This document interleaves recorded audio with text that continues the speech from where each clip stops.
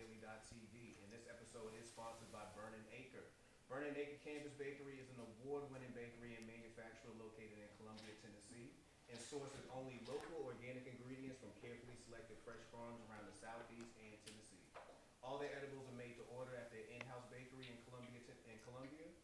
Burning Acre is committed to providing a luxury experience backed by consistency, science, and transparency. Their owner, John Curitan, is an award-winning pioneer and an expert in the cannabis space and is committed to ensuring Burning Acre products set the bar for quality standards. So make sure you check out Burning Acre on all their social media channels and stop by their website and make an order. Dope, I, man. without further ado, man, we got a newbie in the building, man. It's first time, first Yeah, time. yeah, We yeah. got rapper, trendsetter, and all around fly, unique nigga, Bruce Kush with me tonight, man. Yes, Bruce, sir, man. thanks for pulling up on us, bro. Man, thanks for having me, dog. This shit is dope, and you have a wonderful setup, dog. Like, super excited. I was like, nigga felt like day before school and shit. Like, I was like, yo, I'm ready for this cash covered cannabis shit. Like, pop my shit. You know what I'm Yo, saying? I'm So about this to dope. start spoiling people. This ain't it every Tuesday. Oh, okay. like most Tuesdays, you just meet her, Joe, and the guys. Dope, dope. I feel. Okay. Yeah, exactly. Occasionally, I like to roll out the red carpet for people who are new or somebody I feel like is a special person. Man, Oh Bruce is man, a special person. damn. And the people we talking about, shout out to my boy Javier, King Gummy. If y'all know him on my Instagram, he's providing a super dope infused meal behind us, and everybody gonna get into some real eating in the Shit, second after crazy. we get done with this interview. But before I get started, man, before we get to rambling on about Yeah. you, man, tell me who is the person that is Bruce Kush? Phew.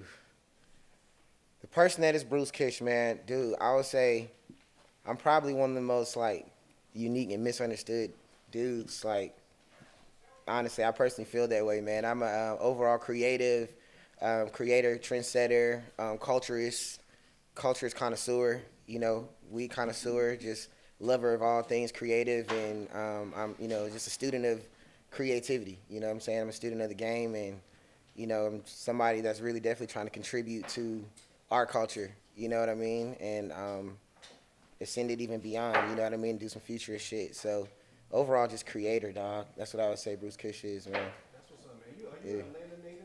Yeah, born and raised, dog. East side, east side, east side, east side. Hell yeah, man. Stone Mountain, Panola Road, nigga. Straight up, Snapfinger Woods and shit. Oh, Yeah, ooh. yeah, the whole thing. Matter of fact, I got a story about that one time. Yeah, yeah, man. East side, like really east side, I dog. can give you a story about how one time, man, I was kicking with my homegirl Charity over on Snapfinger, man. Oh, word. We was in college, and I'm talking about I was drunk beyond drunk. Like I was Damn, slumped. you was out there? Oh, Damn, yeah, you on? yeah. Okay. She sustained apartments out there, so I was slumped, man. Yeah. I'm leaning against the car, and I'm saying to myself right then, it'd be crazy if somebody tried to rob me. Bro, 2 seconds later, you spoke into 2 seconds existence. later, white van pull up. Oh my god. What year was this? Bro, it was almost like a movie. When I say I saw them pull up and I turned and ran, she just happened to open the door at that second. Oh, you got away, so you didn't get robbed. She was happened to open the door, told the girl, "Yo, I'm about to leave." I slid through the door because I'm skinny. Yeah, I slid through the door, slammed it, locked it behind us. You hear the dude go boom, like ran into the door and everything. It was a movie. What the bro. fuck, bro? It was a movie I'll never forget. Snapfinger, bro. Gotta be careful out there, dog. You gotta be careful out there. Man, It's weird because it's suburban. Like it's like, It you would don't confuse think you. you out there, yeah, but you right by Southwest Cad though. Like you right there by Bro, goddamn Keller Road. It's like Cali in a lot of ways, man. Because you go in certain parts in Cali, like you get confused. Mm-hmm. You know what I'm saying? Where the hell you at? You get real comfortable and get real robbed. Mm-hmm. You know what I'm saying? But so you a East Atlanta native, Yeah, man. yeah, That makes sense about the whole Chico connection, man. Chico, Yeah. another one of them guys out there. yeah, absolutely. I wouldn't say like it's crazy. Like that's how the bond like got dope though. I know you probably asked a question like how the fuck I meet Chico, but that's how we got cool though. Is the fact that he from Stone Mountain. And when we started doing music, it's like, oh damn, you from Stone Mountain? You from the East? I'm from Panola. I'm from Salem Road. So it was like, yeah, like real recognize real in that shit. So Yeah, it was East like, Atlanta's rolled out a lot of dope artists on the industry, man. yeah, man. For me, I'm really trying to stand on it and really trying to rep it because I think people don't understand how influential we are actually to what Atlanta, the Mecca is. You know what I'm saying? I think the West Side of town gets a lot of their credit, and it's not East Side versus West Side or nothing like that. Yeah. But it's just about really trying to shed light on like how unique the people from the African Americans from that side of town is because. It's like 1 foot in, 1 foot out theory because, like, a lot of our parents in the areas, it's like a black suburban Mecca, the east side of town, you know what I mean? But we were in the city, too. We had cousins that stayed downtown, and, and the shit was rough, and you had to experience both and kind of adapt. So it kind of grew something beautiful, you know. So we trying to talk about it, you know. So That's what's up, man. That's what's up, man. So when was the moment that you found music for yourself? You know, like, and I often speak to people when they tell me they discovered music, it was always around their mother, their father, like they was always playing in the house. But what was the moment that you experienced music for yourself and was like, yeah, I like this? Yeah, for sure. You know, I would say it started. I could say it started with my family, but initially as a jit, like I wasn't really into like jazz and shit. My dad was like really into jazz at the moment. I'm just gonna be honest with you, like at the time, you know, I wasn't really into jazz as much, so that's what I heard a lot of. But it was really like my cousins and shit. And my uncle, I had an uncle. His name was Uncle P, and pretty much, you know, he used to play a lot of like Ninth Wonder shit and like Souls and Mischief shit. You know, I'm gonna let y'all get that shit. Oh, you good? For sure. Oh, right, for sure. But yeah, man, my aunt, like, I have like, you know, I have some uncles that are like they're from Ohio or whatever, and you know, they're older, a little bit older than me, but they used to babysit me and shit like that. So when I was a kid, like I said, they used to babysat you to little brother. yeah, like you know what I mean. Like they would come down and kick it with us for the summer from Ohio and shit. And I had another cousin that played for Georgia Tech. It's like in the '90s and shit like that. So he played football for Tech. So you know during the summers, like I'll be with them, like kind of mobbing as a jit and listening to Souls and Mischief, like listening to Lucchini and shit, Camp Lo and shit like that. And that's when I really was like, man, I couldn't understand music or explain it, but it was like it felt good. You know what I mean? From that point, I was just always a connoisseur of it. As far as me like rapping, that shit kind of came later. It came as an adult. You know what I mean? I never thought I would actually rap coming up. I was more of a designer. I was a fashion designer. That was my thing. So fashion was your first love. Yeah, fashion was my first love. That was like the thing. I was like, yo, I'm gonna do this. You know what I mean? And I was really into it. Made some money in college. We had a clothing line called Yacht Club of the Years when I was in college in Norfolk. Lit, man. Yeah, so. Oh yeah, I'm about to say, did I hear Norfolk Norfolk State? Oh shit, nigga, smart in love. What the fuck? Wait, they about to, man, come on, y'all man. about to have a That's whole what I'm saying, conversation man. you missing this guy That's what I'm back here saying. too. Javi is about to step to the mic. Look at Really? him. Look at him. Look at him. Really? Bro, it's crazy. It's family, so I'm comfortable now. I'm about to slide down now. We at home now, man. Hell yeah. So I had a clothing line out there, and but then again, music was always like I played trumpet. I marched in the band in Norfolk State, so I was part of the Spartan Legion too. I was earning a scholarship. That's what Was you got me. KK side? Did not do KK side. KK side is a gang. Yeah. Yeah. It's legit. Yeah. It's like any other fraternity. Oh yeah. Yeah, you really gotta, you're gonna go through some shit to be KK side. I mean, I was not devoted to band that much, in the sense of where it was like I was trying to be committed to that. I was more so, again, starting clothing lines and shit. Yeah.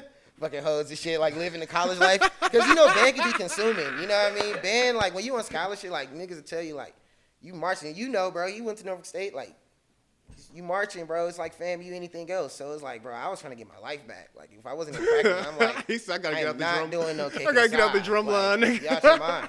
That was just me, keep it 100. But yeah, man. So anyway, that was a long-winded. Nah, I feel you, man. Because I went to a black college, so that's why I say KK size. I've seen it in person. Like they mob out for real. You know what I mean? So yeah, but the band is life at a HBCU, man. Yeah, Once for you sure. in that, you in that. Yeah, you in that, man. I did my whole thing, man. Pledge section, the whole thing. So music was always there. Yeah. And always had an idea that, like, if I were to do music, like, I had an idea of how I wanted to do it. Okay. So I will say that, like, there'd be thoughts like, nigga, what if I start rapping? Like, how would I rap? You know what I mean? Obviously, I had an idea, and so here we are now, kind of down the line. Bro, that's wild, man. So you initially was the fashion guy. You probably could have dressed a couple people, like styled them and everything like that. Yeah, man. Yeah, for sure. I mean, I did style a few people, bro. I had a couple clients. I used to style a couple people from the wardrobe. Mm-hmm. So not like actual like niggas, celebrity shit. Like I just doing everybody's daily closet. Like, you know what I mean? Working at Nordstroms, and I used to style Music Soul Child for a bit. Him and his girlfriend for a time, and some people from the Falcons and shit like that. So I would do wardrobe for them. And do all their Christmas shopping and shit like that. Yo, Atlanta dudes are some of the most unique people on earth, dog. Like that. Most unique human beings. Mm-hmm. So you go from the fashion to the music, and when was the time? So you clearly are coming through this part late. Like it wasn't like you was coming up like a lot of people. You got 14 mixtapes before you knew it. Nah. You decided to do this as a late entry. Mm-hmm. Who was the inspiration, or what inspired you? Better to say. What inspired you to say, "I'm gonna pick up the mic now"? I would say like Spitter. You know what I'm saying? I would say he kind of like showed me like the blueprint. At the time though, when I started rapping though, I was probably like 25. So you know what I mean. I'm 32 now. So you know when I really started like fucking around with the mic and shit like that, like I was younger. You know, the goal obviously is when you start rapping, is like I'm gonna blow up tomorrow, nigga. You know what I'm saying? I'm gonna do it 25 and be on by 26. You know what I'm saying? Like that was the idea. But you know, I realized that when you become a student of the game, like it's like a lot of development. You know what I'm saying? Yes, man. I say that to say it wasn't necessarily like I was like, oh yeah, like it's niggas out there that's doing it, getting it old, so I'm gonna get it old too. Like nah, it was just like I know I'm dope. Like you know what I'm saying? I inspire a lot of niggas. Like you know what I mean? I know a lot of people. I got a lot of homies that are doing shit. You know what I'm saying? And I inspire them. And so you know I was just like at whatever stage, like it's timeless. It's always gonna be dope. Yeah. You know what I mean? I'm not really going. I never really followed the trend anyway. So it's like I didn't really think that my shit don't really have an expiration date. I'm gonna make sure it's classic anyway. So it was like, you know, really didn't think about the age part, but I do think I got my youth and I'm culturally relevant. Niggas can market me. You know what I'm saying? I can market my goddamn self. You know, Hey, so man, hey. I'm like shit. You know, I'm gonna make music for myself and the homies that like it. You know, so. So when you first stepped in the booth, right? Were Yeah. you how nervous were you? Where you was like, all right, so now this is real. They about to hit record, and we about to now have to actually lay down a record.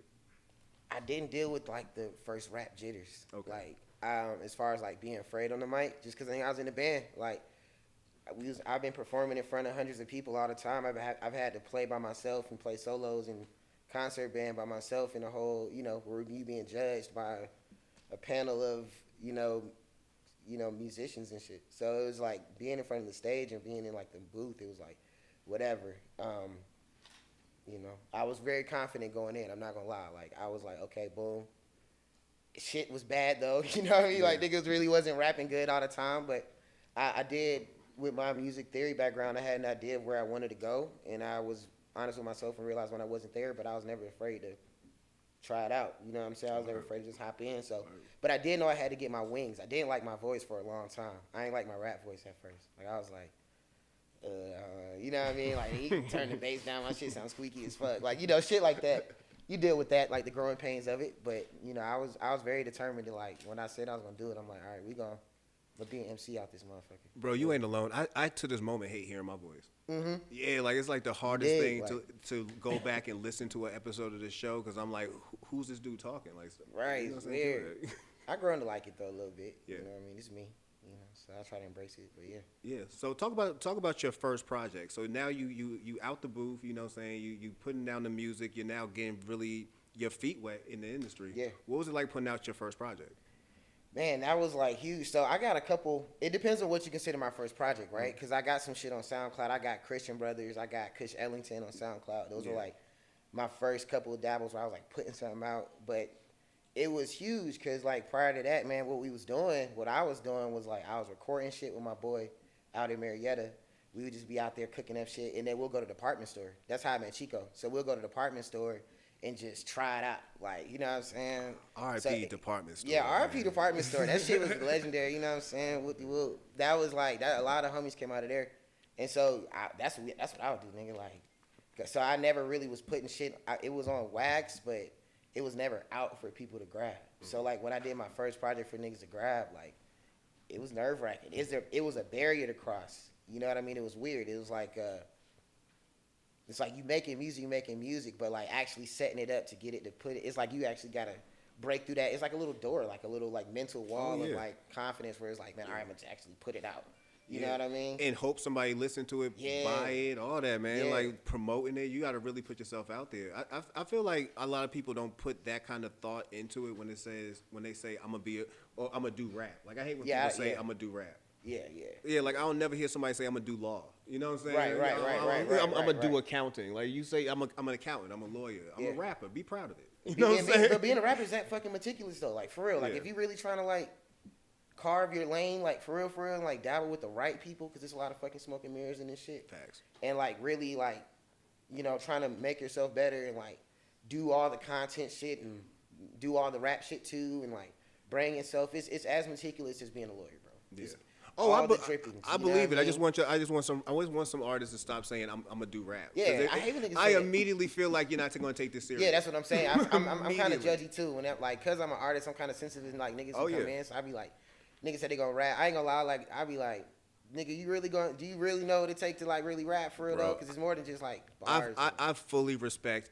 artists, like R&B singers, rappers, songwriters, producers. I fully respect them. So yeah, I hate when I hear people say I do rap. Like, come on, bro. Yeah, Come on, you don't do for rap. for sure. You don't do rap. But your transition was cool. You know what I'm saying? Like you already had a little bit. You had confidence anyway. You know, through the fashion, through band already. So now you're already starting to set foot into the music industry. You're starting to put out projects on SoundCloud. To the point where here I am, and I was discussing who I was going to have as a guest, and I was thinking, who I heard Chico mention one time? Bruce Kush. Yeah. As I said that, I looked online and I saw a video with you and Jay Worthy. Yeah. So you I don't think Flamin' Bay was out just yet, but you had a video with Jay Worthy, and I was like, all right, this boy nice. Let me see if I can reach out to him. Yeah. So now you got a new project. You know what I'm saying? Yeah, Long story short, you got a new project, and you working with some dope industry talent, people who are names out here, man. Yeah. That was a jump. You know what I'm saying? Yeah. Talk to us about putting together with the full name of the project, Flamin' Bay Grotto, Narcos Gorilla. Talk to us about putting together that whole project now. All right, so it's Flamingo. It's Flamingo Bay Grotto and the Narco Gorillas. Okay. So it's like It's all one word? Yeah, it's Like all two together? words. Flamingo Bay Grotto and the Narco Gorillas. It's Okay. like, so think of it as like a movie title. Okay. Like that's what it is. It's a cinematic, sonic, perception of a movie out of the 80s. You know what I'm saying? Michelin Lynch, Crockett and Tubbs, Miami Vice, that whole shit. So like, me and Q, my boy Margin of Freedom, like we wanted to make something conceptual. Like we're trying to like resurrect like classic hip hop, nostalgic shit where albums actually had a whole concept that was down from the title to the feel of the music to the interludes in between it to just the whole message behind the entirety of the album. Like it's like a whole like cinematic thing. So that's why we kind of came up with the name of that, like Flamingo Bay Grotto and the Narco Gorillas. And it's ambitious, dog. It's different. It's just a different approach to rap as well. It's just not trying to call it like one thing. It's just like, yo, we gonna create this sonic movie. You know what I mean? So that was the approach, Miami approach, cartel approach. You know what I mean? So Flamingo Bay Grotto and the Narco Gorillas essentially. Salute, man. Yeah. So salute. For one, I like the fact it was a concept. I like the concept. Number one. I feel like you picked some good people then to who fit that mold with you. Yeah, Speaking of Jay Worthy, man, Jay Worthy was one of them. Yeah. How did the hookup happen with Jay Worthy? Yeah, man, it's unique, man. Like so, really, when we were doing this album, we were like, yo, we're gonna definitely try to touch some people, get some real, some real artists with us, like that's fucking with us or whatever. I'm a fan of Worthy, you know what I mean? It stemmed from that, just nothing super like backstreet. It's just like, I was a fan of the dude's music. We had a couple liaisons, a couple friends, that, my business partner, we knew. So we knew how to get to him. So we were just like, look, we got this record, nigga. You know what I mean? Like, cook up, let's see what you think. He came back, really enjoyed the record. He did it on wax, so he was out in like New York at the time. When we were doing this album. COVID was definitely in full effect. Like, so niggas was not linking up when this happened. So it was straight up like phone, text, email, convo. You know what I mean? We did that shit. That shit came out crazy. And then he actually came in town to do like a run for his album he was about to drop. And we actually got to do the video with bro, like linked up with him for a couple hours, showed him the city. You know what I'm saying? It was cool. It was actually, it's funny. I think we coming up on like the year anniversary of the day we did that video. Like, you know what I mean? Well, we shot it.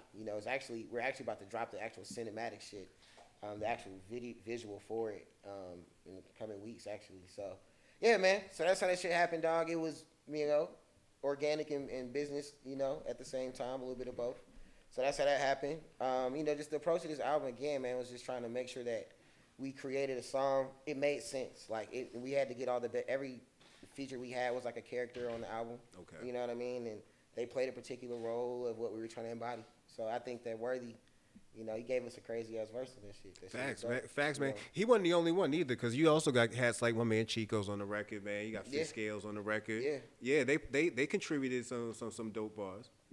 Yeah, I would say 8 Ball probably gave me my code. And 8. How did I forget 8 Ball? Legend. 8 Ball. 8 Ball probably gave me my coldest shit. And then you got to keep in mind, man, this shit is not on DSPs yet. This is on fucking Bandcamp. Yeah. You know what I'm saying? So the world has not heard this yet, like in its entirety. We're actually about to drop that shit now. We really wanted to try to cultivate and build like a actual brand, a cult following, a group of people that would to market to and to sell to. You know what I mean? So we didn't want to just. And plus, it ain't no money on that shit. We're really trying to create a business, you know what I'm saying, and see who actually fuck with us and who's actually willing to spend the money to hear, some art, man. Cause that's how I depict it. It's art.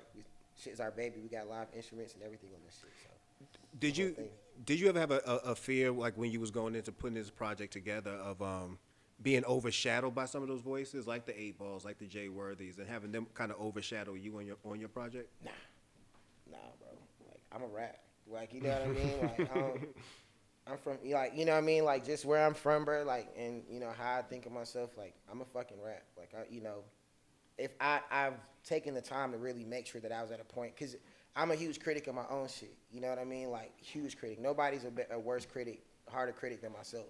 I think my homies would concur. Like I be in the dojo with this shit. If I don't like it, I'll scrap it. If it's not dope, we're not putting it out. You know what I mean? So by the time we came to them, it was like, nah, this shit, I already laid my shit anyway. So it was like, I knew it was good. So it was like, yeah, we need ball on this. You know what I mean? Like, yeah, we got to get ball on this. Dog, let's make that happen. You know what I mean?